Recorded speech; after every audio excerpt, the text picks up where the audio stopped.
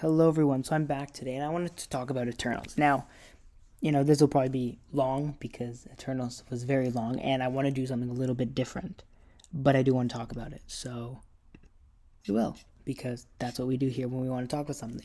So I have clearly, as you can see, pulled up, and I will kind of interweave some things, and I'm going to talk about some things for real, like at the end. So, things like about the characters and stuff that I wanted to mention. But am going to start obviously here with this page that's up because it's up for a reason.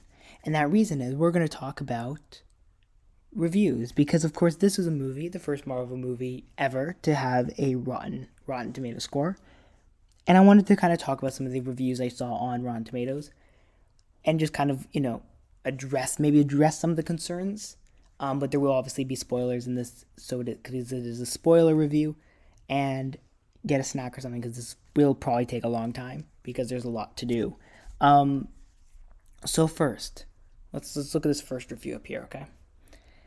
Director Chloe Zhao is in the mouth of the Marvel beast with this one. It can devour even the most able-eyed filmmakers, which is exactly what Eternals does.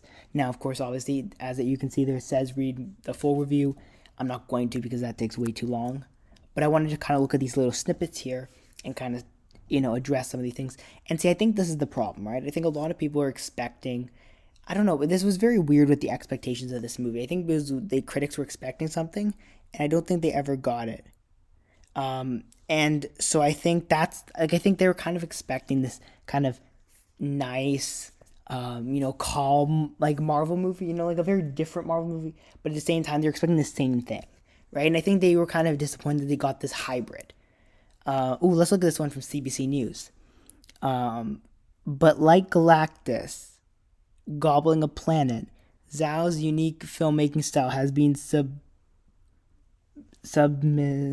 by the mighty Marvel Maw. Subsumed by the mighty Marvel Maw. That does see, this is the kind of thing, like, stop using fancy words. But again, I think it's like they expected something that they didn't get. They expected, I guess, maybe they expected like some very like simple action movie, or they expected some long piece of work, and I don't think they got what they wanted. They kind of got a hybrid thing, and I don't think they liked it because I think this is not a critic movie because the MC reaches a theatrical low point with Eternals, an odd team-up adventure that teases a franchise the future of which might be better suited for a Disney streaming service. Like, come on.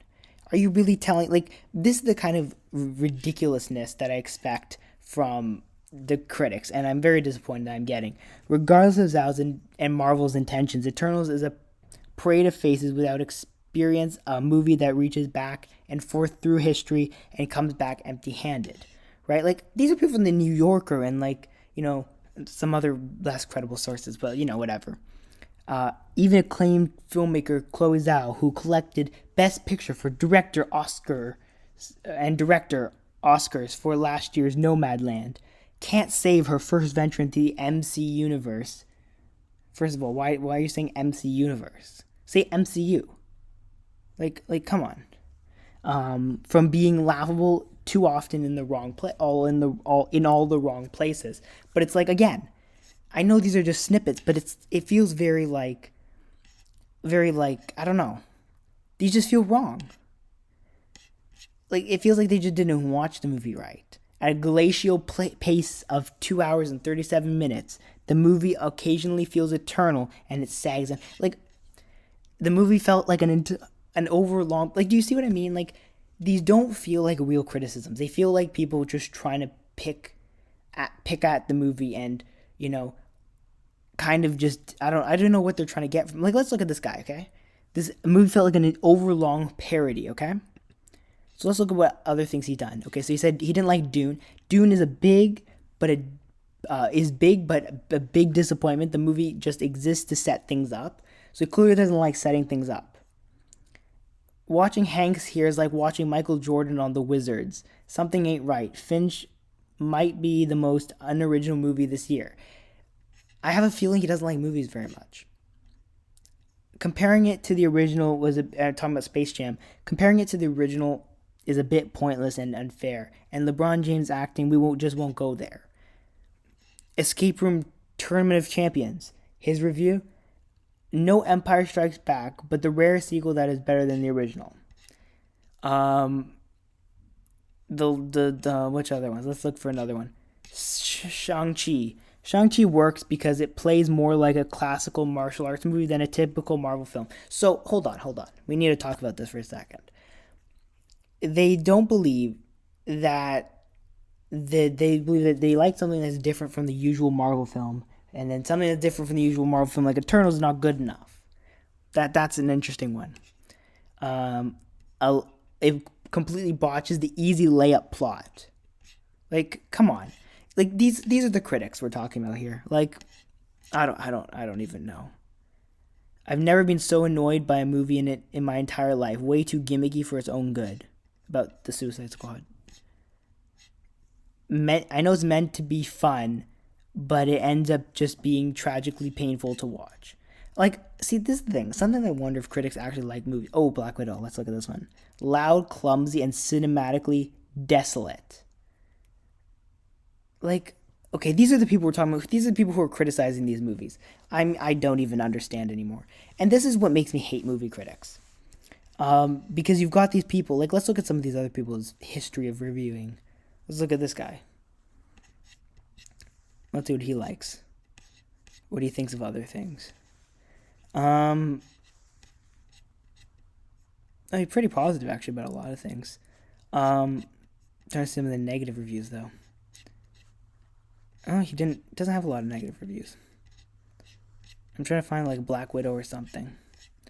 Because I might have missed Black Widow, but Cruella, But this is the thing, like this guy's not that bad. But, overall I think this is the problem. Is like you got these critics who are really just, in it to a lot of these feel very kind of like not real criticism based. And maybe this is all reviews. I don't really read too many critic reviews to be honest. But let's look at some of the audience reviews actually. Let's put some positivity. Let's end this on some positivity. A great introduction of characters and universe expansion for Marvel. The movie was way too long in my opinion. There is a lot of bouncing back and forth between history and present day, and that felt like a disruption throughout the movie. The acting was good. Like, the movie is great. I don't know what's wrong with the critics. One of the finest MCU movies. And I'm going to tell you, okay? I loved it. I thought it was amazing. I came out of it smiling, and I was like, this is awesome. But, like, you look at these, and it felt more like a DC movie. Too many underdeveloped characters, very poor villain, and minimal plot. And look, that's something I can understand. Like, that's a very good review right there, right?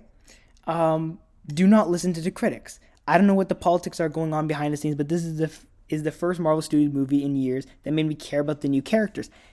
I agree with this because I think that, to be honest, I think that this movie did do a really good job making you care about these characters because, to be honest, when you're introducing a whole bunch of new characters, very convoluted characters, yes, I understand that can be very confusing. And to be honest, I'm going to be honest, going into this movie, I'm not the biggest Eternals guy. Like, I know my area of, I guess, expertise is not Eternals and the cosmic stuff as much. But I can tell you, I came out of that knowing everything I needed to know on the MCU level. Obviously, I did research later. And, like, this is the thing. The movie's fun, but some plot was phoned in. Okay, great. That's a criticism, but it makes sense. And you're not just attacking it, You're really giving a balanced perspective. Now, obviously, there are troll reviews always, right? But, I mean, you can give, like this one, right? Tried really hard to add that wonderful Marvel humor to the script, but it just didn't really hit. And I understand that. It makes sense. And I don't know. Maybe it's me being like this, but I think it was just, I think that sometimes when you have these kind of characters or these critics, you really have to look and evaluate what they're saying to really know if it's valid criticism rather than just looking at the number and if it's rotten or fresh. And so that's that. And then let's talk about the Eternals itself. I don't know where I should start. I'm going to start with the Celestials though. And I guarantee you that at one point or another, I will call the Celestials, if I can make this picture bigger because it's very small. There we go. I guarantee you I'm going to call the Celestials Eternal or Sentinels at one point in this video. Probably. I don't know. Maybe. But yeah, let's talk about this movie now as a whole because, I just kind of read some negative reviews. but yeah, let me. So I want to kind of talk about the Eternals and the Celestials and the kind of implications for the future first, before I even go into anything else, because I think this is something which is pretty big, and it's going to kind of talk about the end of the movie to an extent as well. Um, and I know this is really like a weird backwards way to do it, but I don't know. I'm just kind of going off what I'm thinking, and this is what I'm thinking about right now. So we'll talk about it. And um, so Ereshkigal and the other Celestials. See, I'm gonna have to say because I'm going to say Sentinels, but Celestials are obviously very known throughout the universe. Obviously, we know the Celestials exist in Guardians of the Galaxy because nowhere the space station is the giant Eternals or Celestials head. And we know that obviously in the flashbacks we saw this. They were the ones who brought the stones to this multiverse. The other aspect, which I think is really interesting, is we're kind of setting up this Judgment Day scenario which has been done in the comics, where they obviously where Ereshkigal in the comics does actually judge humanity essentially. And so I think that's really interesting. And the other aspect of this obviously is the difference between them and the Watchers. So if you watched What If, and I know there's some What If spoilers I'm sure in here, but we saw the Watchers and we saw the role of the Watcher and kind of the interaction of not interacting and not doing anything that could interfere with the multiverse, right? Because their job is to watch, and they are very anti celestial, where the Celestials more believe in kind of actively playing a role in what happens, because obviously they, at least in the movie, they have to facilitate birth, right? And I think the movie did a really good job kind of explaining that. They also did a good job setting up mutants. And now what I say by that is, we know that the celestial, or we know that, or in the comics at least, there was a point, I don't know the specifics off the top of my head, but there was a point where there was a celestial who died on Earth, and their body fluids essentially, that sounds weird, leaked into the Earth, and then created like mutations in people. I think it was a Loki comic. I'm not 100% sure, but where they kind of explained it. But they essentially leaked in and created mutations. So if you think about it, right, where could the now they have a frozen celestial right now on Earth, right? Now this is a dead celestial, which means their body fluids, again, very weird. I know it sounds weird. Can leak into the Earth and create mutants. So it's very possible that could be the explanation for mutants. Now, the other part of this, which I think was really interesting, and I wanted to talk about a little bit more, kind of off topic of that, and I know I'm jumping around a lot, but again, kind of want to cover everything as it comes into my head, is the idea of the messages this movie kind of had, because I think this movie actually did a good job dealing with some deep philosophical questions, which the MCU has never really dealt with before. Right? Like, I think it did a good job dealing with, kind of what's the purpose of life? And, why am I like this? Right? Like, you saw a lot of sprites kind of, problems with why she looked the way she did, why she couldn't grow up, right? And all these things. And she was kind of, you saw those struggles of, why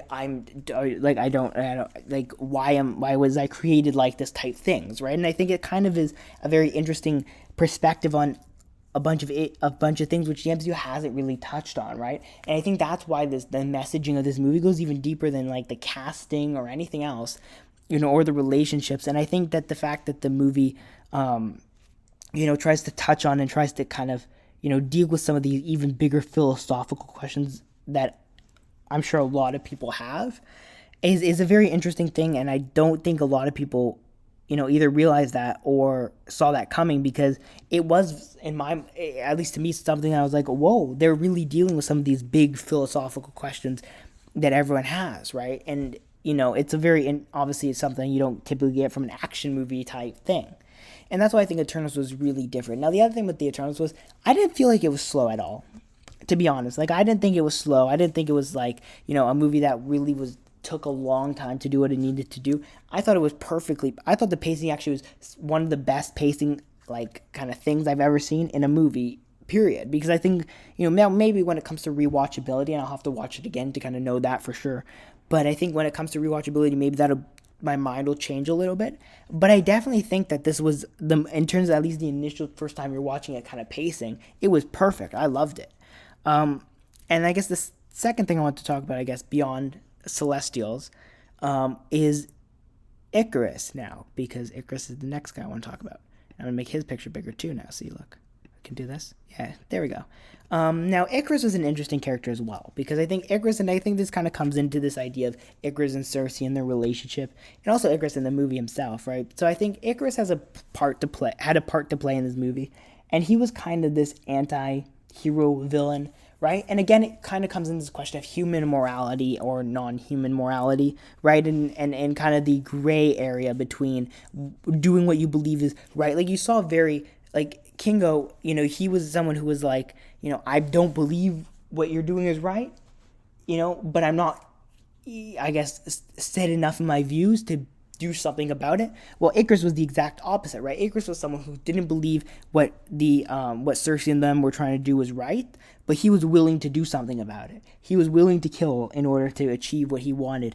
And I think that was another part of the moral questions, which I was just talking about, is that kind of divide, right?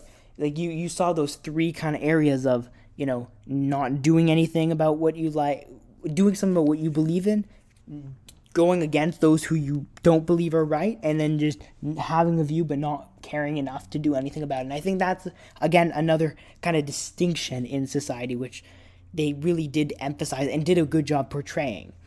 And I think the interesting thing, and one thing I didn't understand, obviously, was to a full extent, was why Icarus flew into the sun. Like, I understand it, but at the same time, it doesn't make much sense. And I don't think he's gone. I think they're going to bring him back in some way, shape, or form, because I do think that he was a cool enough character, and I realize this is 16 minutes somehow, but I do think he was a cool enough character to be able to really, and I think he was someone who audiences really liked, and I think you're going to bring him back. And yes, I know the comparisons to Superman will exist, but that's who Icarus is in the comics, so can we all just, leave it alone?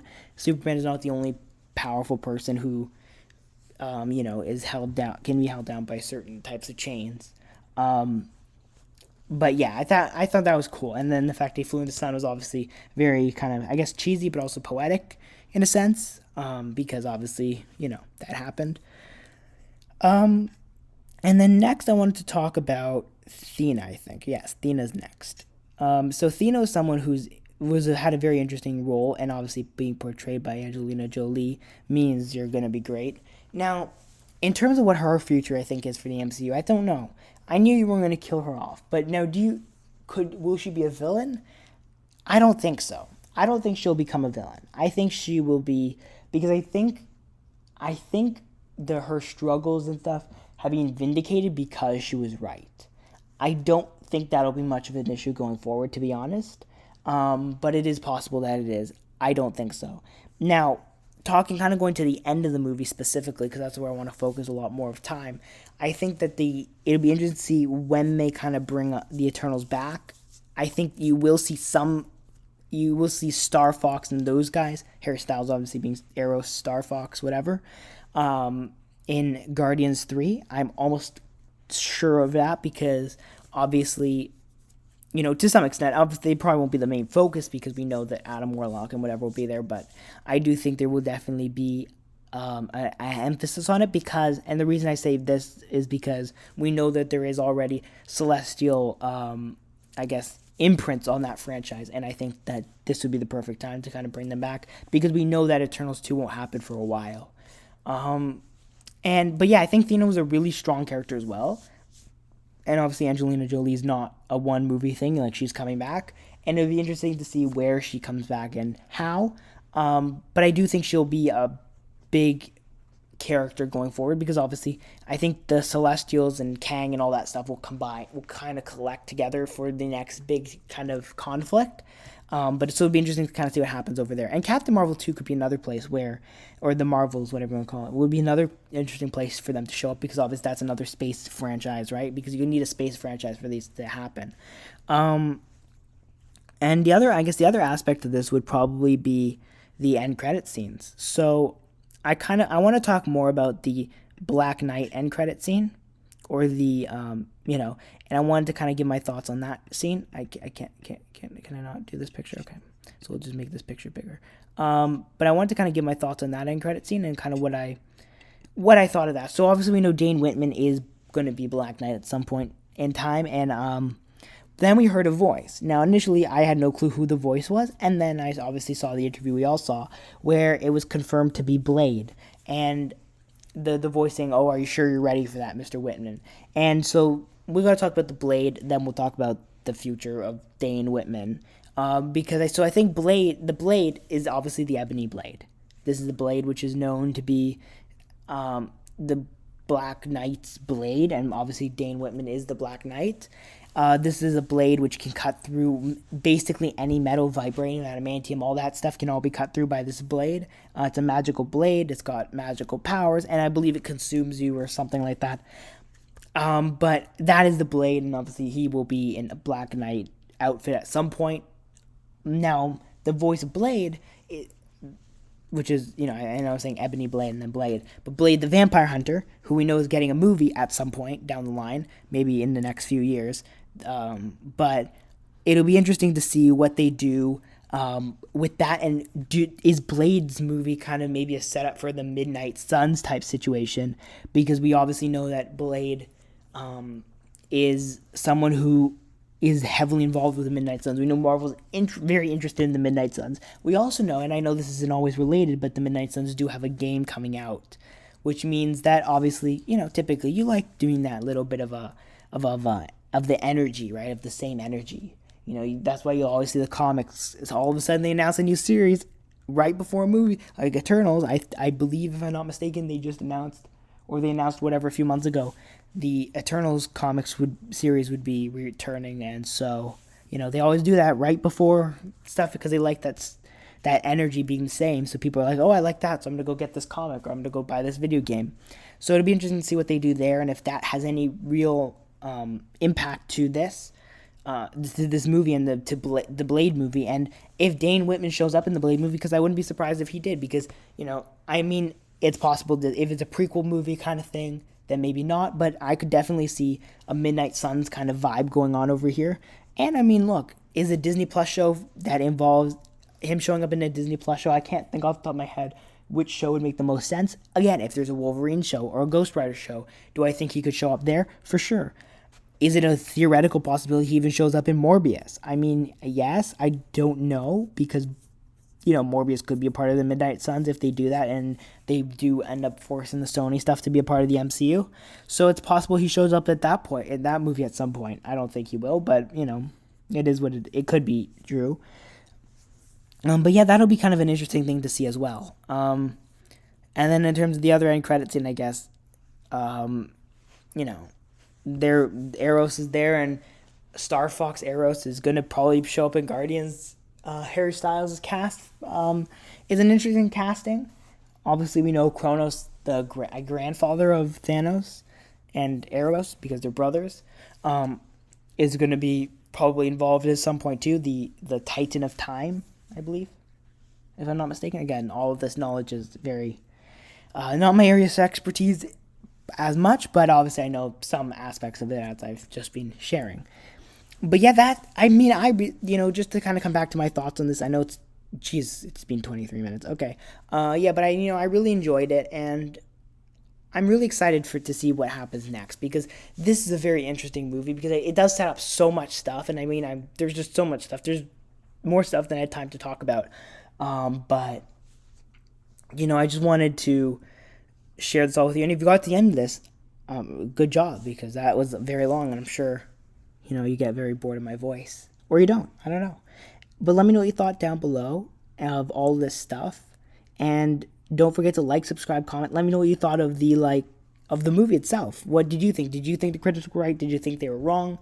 Maybe rate it out of 5. I'd probably give it like a good 8.5, maybe 9 out of 10. Not 5. But yeah. I loved it. I came out, I was like, this is awesome. They made you care about the characters, and even the characters, as they died throughout the movie, especially from early on and stuff, made you really care about these characters, and I thought that was really great. But let me know what you thought, again, down below. Don't forget to like, subscribe, comment, share your thoughts. I know it's been a while since I made a video, and there will actually be more Eternals conversations if you're interested in our podcast, which will be recorded at some point, the Comic Boys podcast. Will be recorded probably when you're seeing this, I assume you'll see this today on Sunday. And then, probably by Tuesday you'll get an episode of the podcast. I don't know. But follow us on social media and you'll know when. So yeah, see you all next time. Bye.